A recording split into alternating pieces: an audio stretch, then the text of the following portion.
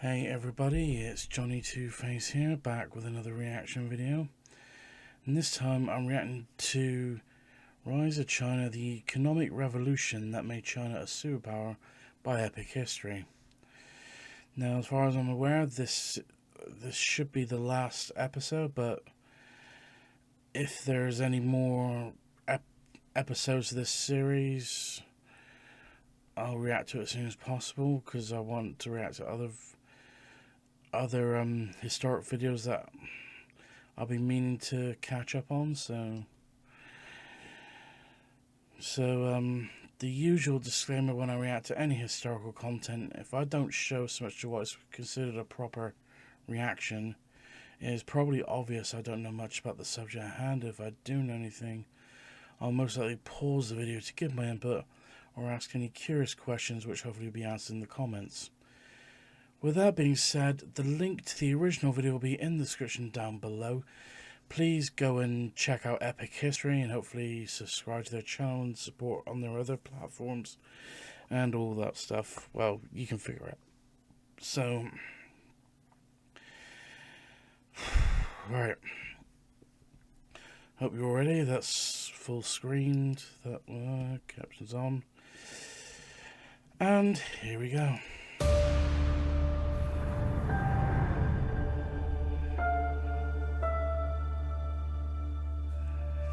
Setting things right. Deng Xiaoping's guiding philosophy. 1977. Reform and opening up. That's a bit loud. 1978. Right. And China has a new leader. The 74-year-old Deng Xiaoping. Deng's Apologies in advance for any butchering of pronunciation. record as a reformer, as well as his frank and avuncular manner, is a stark contrast to the memory of Mao Zedong. Deng is convinced that only the Chinese Communist Party can lead China to prosperity. But he also believes major reforms are necessary to do it. His views are echoed by prominent supporters, Hu Yaobang and Zhao Ziyang, who Deng describes as his left and right hands. Together they promote the four modernizations in agriculture, industry, national defense, and science and technology. But there is also a growing number who question China's repressive system. Encouraged by Deng's talk of ideological liberation, activists stick up political posters along Beijing's Xidan Street. It becomes known as the Democracy Wall. Many of the posters criticize Mao and the Gang of Four. Deng Xiaoping tolerates this criticism of his predecessors, even as so-called big character posters spread across Beijing and other major cities. People have grievances and they should be allowed to express them, Deng tells an American journalist. Most posters are anonymous, but in December 1978, Wei Jingsheng, an electrician and former Red Guard, posts an essay entitled "The Fifth Modernization." Signing it with his real name and address, he argues that democracy is essential for the welfare of the Chinese people. Democracy, freedom, and happiness for all are our sole objectives in carrying out modernization, he writes. Now, the limits to the new spirit of openness are revealed. Wei Jingsheng and 30 other activists are arrested and given long jail sentences.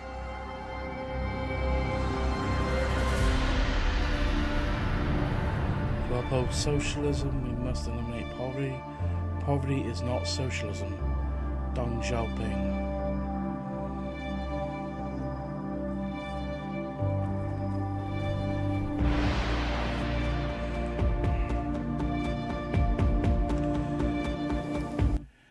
I'm sorry if you can see me rubbing my eyes a lot, and a few itches on my face. And also, bear in mind, don't ask why, but I'm recording this at 4:45 in the morning, so don't ask why, but... In March 1979, Deng Xiaoping introduces 4 basic principles. 1. Uphold the socialist road. 2. Uphold the dictatorship of the proletariat. 3. Uphold the leadership of the Communist Party. 4. Uphold Marxism, Leninism, Mao Zedong thought. Any misapprehension that Deng's reforms will include an end to one-party rule are firmly laid to rest. Nevertheless, his planned economic reforms are ambitious and far-reaching. Deng signals his desire to strengthen international relations and expand trade during a landmark visit to the United States.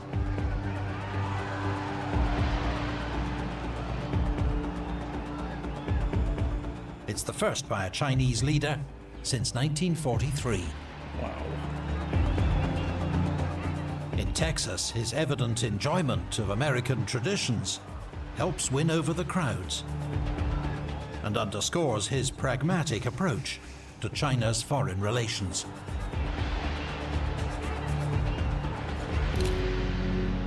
Deng's goal is to lift millions of ordinary Chinese out of poverty and into the middle class. Okay. The means will be a new economic system, socialism with Chinese characteristics. For the first time, elements of market capitalism will be introduced into what has been a rigidly state-controlled communist model. Decisions will be decentralized, industries opened to private enterprise, and price controls loosened. Is this something to do, because I know China, if I remember rightly, has economic zones. So that might be more open to trade and whatnot. Again, I'm not an expert on this, so don't fully quote me. However, the changes will be introduced cautiously, and all aspects of the economy will remain under close government supervision. Special economic zones will be the blazing beacons of China's new economic era. Inspired by the post-war booms in Singapore, Hong Kong, South Korea and Japan, the first SEZs are all on the coast to facilitate foreign investment. They include Shenzhen, just 15 miles from Hong Kong, and Xiamen, opposite Taiwan. Many more will follow in the 1980s. The SEZs offer foreign investors access to China's plentiful cheap labor and raw materials, with less regulation and lower taxes. They are touted as gateways to China, ports through which a booming trade in imports and exports can be established. The SEZs are a massive success, attracting huge amounts of foreign investment, new factories, and jobs. In the countryside, Mao's mass collectivization programs are rolled back. Rural households are allocated their own land, with more freedom in how they choose to farm it. Over the next 6 years, 97% of peasant households move from collective to individual land ownership. Agricultural output increases by more than 60%. Hunger and famine, which have haunted Chinese peasants for millennia, become a thing of the past. Thousands of students and officials who had been exiled to rural areas during the Cultural Revolution are allowed to return to the cities and resume their functions. Entrance exams to universities, suspended during the Cultural Revolution, are reintroduced in 1977. And academic life resumes in universities across the country. Abroad, China continues to assert its influence as a major regional power. To the south, in Indochina, it has supported two communist insurgencies in Vietnam and Cambodia. After long struggles, both have secured control in their respective countries. But by the late 1970s, China's relations with communist Vietnam are deteriorating fast. After the Soviet-China split, Vietnam sides with its other backer, the Soviet Union. In 1978, Vietnam invades Khmer Rouge-controlled Cambodia, led by Pol Pot, threatening to overthrow China's other regional ally. Outraged, China launches a limited invasion of Vietnam the following year. But it is a costly affair. Experienced Vietnamese forces inflict an estimated 20,000 casualties on the People's Liberation Army. Chinese military deficiencies are exposed, leading to a thorough overhaul and modernization of its armed forces. Attacking Vietnam, a Soviet ally, does no harm to China's relations with the West, however, which continue to improve. Deng Xiaoping hosts state visits by the Prime Ministers of Great Britain and Japan, the President of France, and Queen Elizabeth II.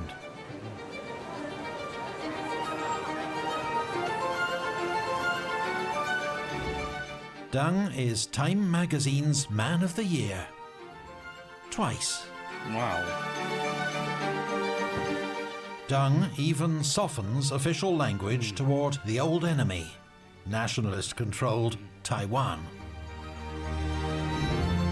Communist China's stated strategy towards Taiwan becomes one of peaceful reunification rather than liberation. But Deng's offer to incorporate Taiwan into the People's Republic of China under a one country, two systems formula is rejected by Taiwan's president, Jiang Jingkuo, son of Chiang Kai-shek.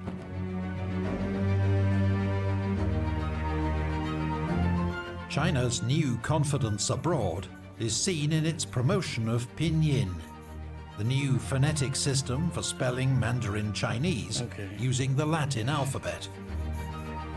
The international media finally learns to call Peking Beijing.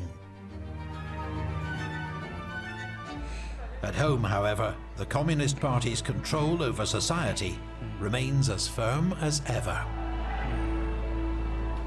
Since 1949, China's population has been growing at an unprecedented rate. This was the result of giant strides in public health, while Mao and the government had It's most likely gonna say what I might be thinking, but I'm pretty sure this is why China, I think still to this day, has a limit on how many children you can actually have. Because I think someone said there was a fun fact that if you walk past the entire population of China in single file, you would never reach the end because the rate of population growth will be so quick that, sorry, I nearly blanked out then. If all the population in China was in single file, you would never reach the end because how fast the Chinese population repopulates, or population growth. Anyway, I'm gonna just continue because almost I'm gonna lose track. Encouraged and rewarded large families. In just 30 years, China's population has nearly doubled, from 550 million to around 1 billion. It's a rate that many experts believe is unsustainable and harmful to prosperity. And so, in 1980, China introduces a one-child policy. Okay, I got it partly wrong in my head. I thought it was two children. It was a two-child limit, but it's a one-child limit. For most families, a second child will now lead to heavy fines and other penalties. In some cases, there are even forced abortions and sterilization. The consequence will be a generation of single-child families with a strong gender imbalance in favor of males. Strict family planning laws are just one way that the Communist Party has transformed the roles and experience of women living in China. Mao declared that women hold half the sky, and in the 1950s he'd introduced laws to improve women's rights in marriage, divorce and property. By the late 70s, it is estimated that up to 90% of women based in urban areas are in work. In 1980, China is among the first to ratify the UN Convention on the Elimination of All Forms of Discrimination against Women. Okay. But ambitions and declarations do not always match reality. Women remain underrepresented in China's political and economic leadership. And as with much development in China, many reforms take much longer to reach rural communities. Progress is being made, but for many, not quickly enough.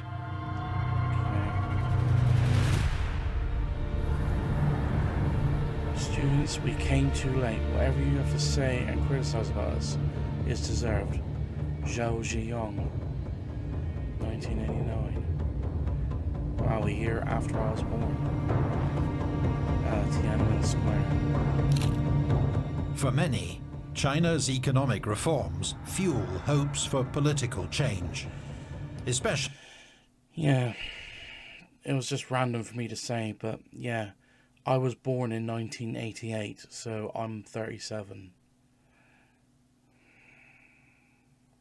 years old. Don't ask me why I paused myself then. With the rise to prominence of Hu Yaobang, Deng's old ally, now General Secretary of the party. Hu is an unusually outspoken and open-minded member of the Politburo. He advocates greater openness and challenges the privileges of the princelings, the children of senior Communist Party officials. He is hugely popular with the people. Many reformers hope he will, in time, succeed Deng as supreme leader. In 1986, popular discontent leads to student protests across China, with calls for greater openness and democracy. When Deng Xiaoping orders Hu to break up the student protests, he refuses. Hu is forced to resign and perform humiliating self-criticism in front of his colleagues. 2 years later, in the midst of a Politburo meeting, he has a heart attack and dies. The death of such a popular figure, seen as unfairly treated by an out-of-touch party, provokes a huge public reaction. Sorry, my throat's dry. Thousands of mourners gather in Beijing. They gravitate towards Tiananmen Square, where mourning turns into protest, just as it did after the death of Zhou Enlai.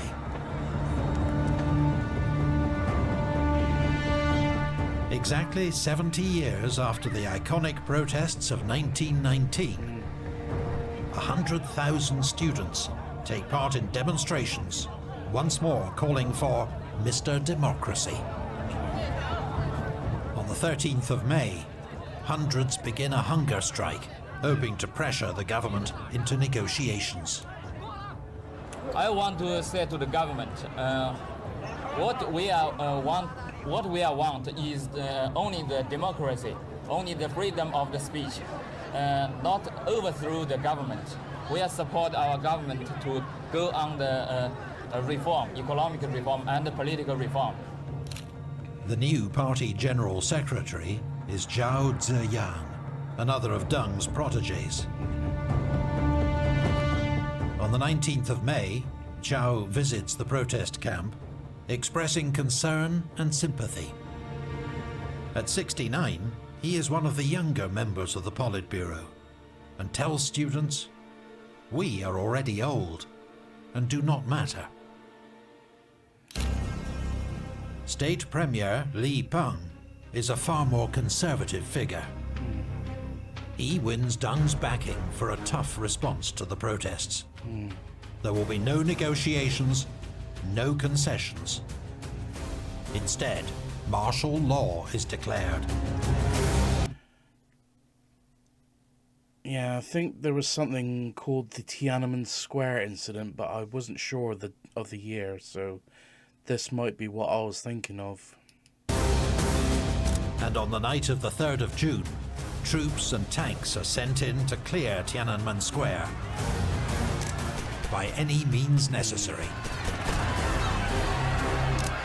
The result is a massacre. Official figures state that 218 civilians and 23 security personnel were killed, with several thousand injured. Many are skeptical of these numbers, believing the real death toll to be much higher. In the aftermath, cameras capture a remarkable moment of defiance. A lone, anonymous man on Chang'an Avenue blocking a column of tanks.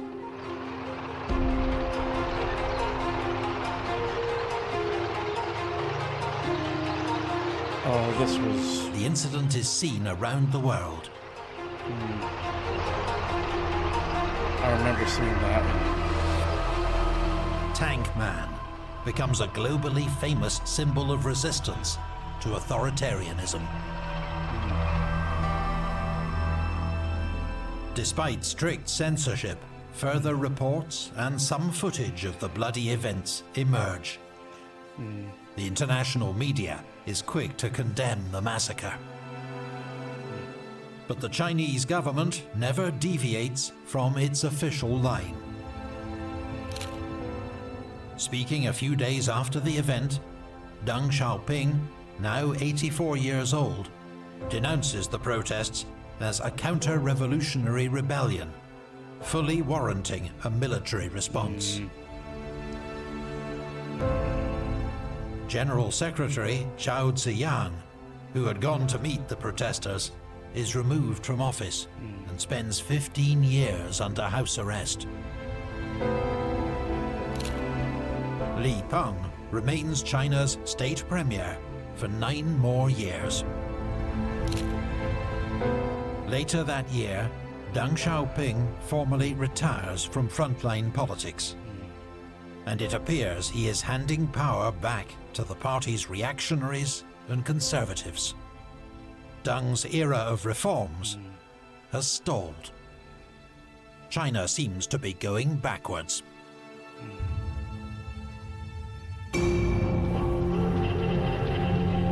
Reform is China's second revolution. Deng Xiaoping, 1985.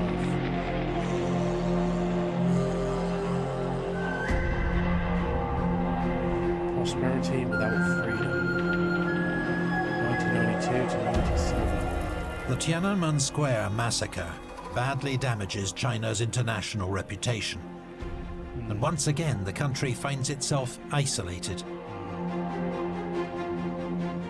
Many contrast events in China with recent reforms in Taiwan, which has undergone a period of liberalization.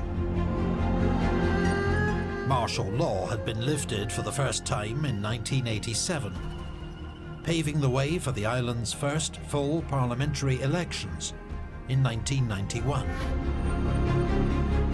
The economy is booming, fueled by foreign investment and led by new companies such as the Taiwan Semiconductor Manufacturing Company, or TSMC. Today, it's the world's largest chip maker, an industry that will transform Taiwan's economy.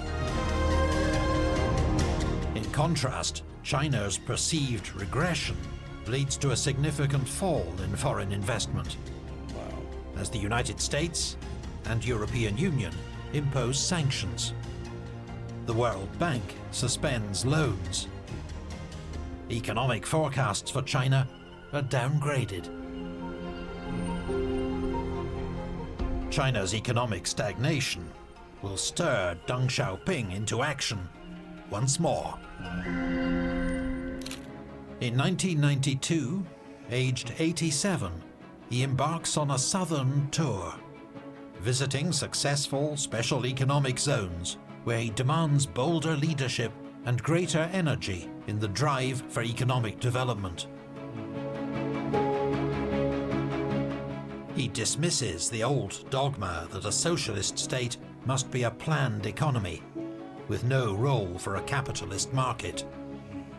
Single-handedly, through his immense personal influence, Deng puts reform back at the center of the agenda. Though never explicitly stated, a new contract between the Chinese Communist Party and the people is being written. Legitimacy in exchange for growth, prosperity, and national resurgence.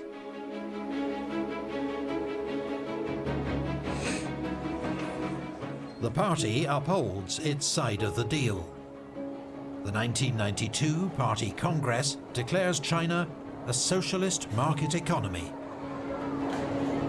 From now on, markets, not the state, will set the prices for goods, services, labor, and capital. Many state-owned enterprises are reformed, privatized, or allowed to fail, as large-scale private businesses take over. GDP leaps from 3.9% in 1990 to 14.2% in 1992, and remains high for a decade. According to World Bank figures, in 1990, more than 80% of the population lived in extreme poverty. Over the next 30 years, that number plummets to 0%. Some regard it as one of the greatest economic miracles in history. A vast multitude lifted out of extreme poverty in record time. But there's another side to this unprecedented economic boom. For decades, the Chinese government had subsidized housing and food. But now, price controls and parts of the social welfare system are removed. Many find themselves abandoned and struggling to get by. Now there is more unemployment, corruption, pollution, and dramatically rising inequality, especially between urban and rural populations.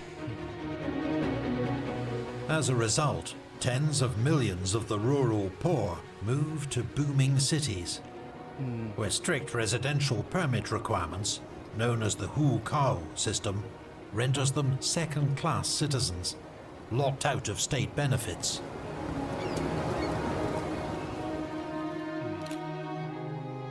In 1997, Deng Xiaoping dies, aged 92. The scale of his legacy, though contested, is hard to overstate. Under Deng's leadership, China's economic potential has finally been unleashed, and living standards have soared. To his admirers, Deng is one of the greatest statesmen of the 20th century.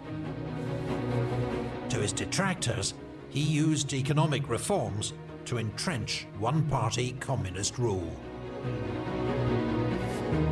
The man who oversaw Mao's brutal anti-rightist campaigns of the 1950s remained true to the party to the end.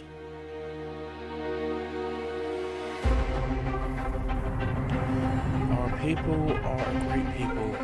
As long as we unite as one, there is no difficulty where we cannot overcome. Xi Jinping, 2012. Return of the Middle Kingdom. Deng's successor as paramount leader is Jiang Zemin.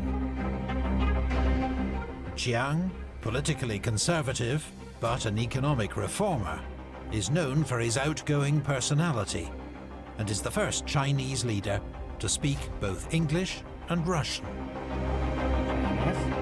Working with State Premier Li Peng, he ensures the country holds its course, balancing a growing economy with a highly centralized state. Abroad, Jiang carries on Deng's cautious approach, described as choosing to hide one's talent and bide one's time. But world leaders now choose their words carefully, as their economies become increasingly dependent on Chinese trade. In July 1997, Hong Kong is peacefully transferred from the United Kingdom to the People's Republic of China, marking the end of 156 years of colonial rule. It is a hugely symbolic moment for an increasingly assertive China, definitively turning the page on its century of humiliation.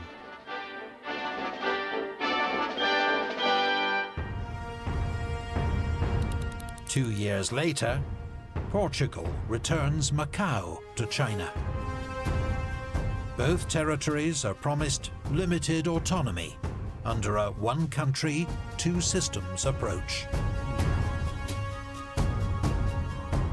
Many predict that the rise of China's middle class will lead inevitably to increased demand for political rights. This, after all, is the lesson of 19th century Europe. US President Bill Clinton even warns China that its record on human rights puts it on the wrong side of history. Around the world, there is a confident assumption that prosperity will make China more like the West. In defiance of such expectations, the 21st century sees China continue to grow in economic power and international stature, while at home the Communist Party continues to rule virtually unopposed. In 2001, China joins the World Trade Organization. Chinese goods become cheaper and more competitive than ever. Within a few years, China is the world's largest exporter. More and more foreign companies offshore their manufacturing to China to take advantage of cheap labor. The Chinese economy grows at rates other nations can only dream of. 10, 12, then 14%.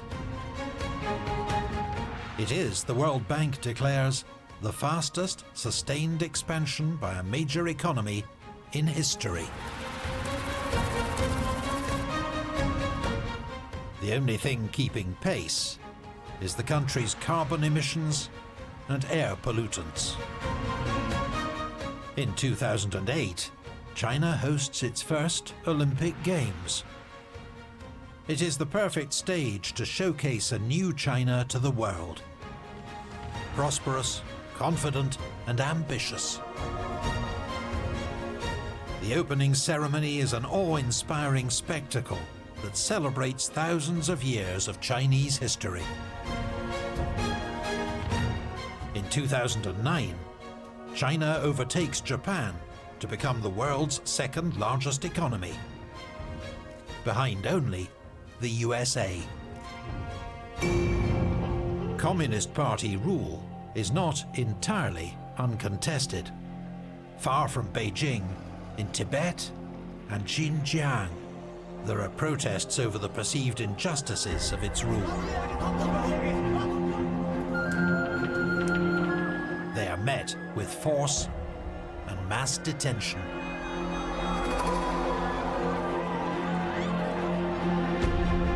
The entire country, meanwhile, is subject to increasingly sophisticated surveillance and strict censorship.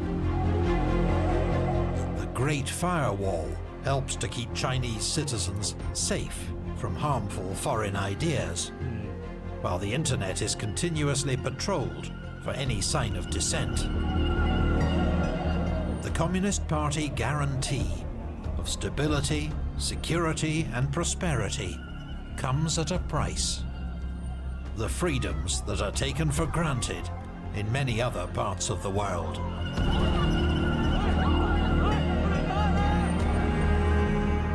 In 2012, after 10 years of leadership, the cautious, technocratic Hu Jintao passes the baton to a new leader, Xi Jinping. A century on from the abdication of the last Qing emperor, China is a country that has been utterly transformed.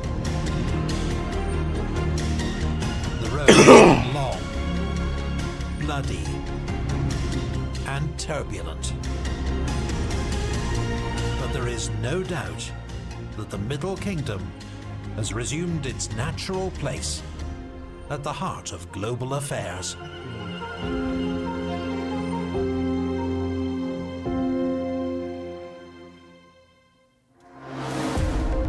Would you like to see new episodes from Epic History weeks before they're out on YouTube? Okay, yeah. Let's get that off screen. Yeah, so, yeah, this looks like this is the last episode in the series, so hopefully you enjoyed watching me react to this series, and I hope you enjoyed this reaction to this video, even though by the time I finish reacting to this, it's nearly 20 past 5 in the morning.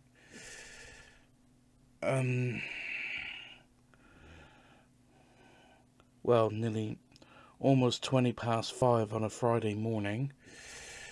So if you like this reaction, please like, comment and subscribe, and well, hopefully subscribe, and I will see you in the next one.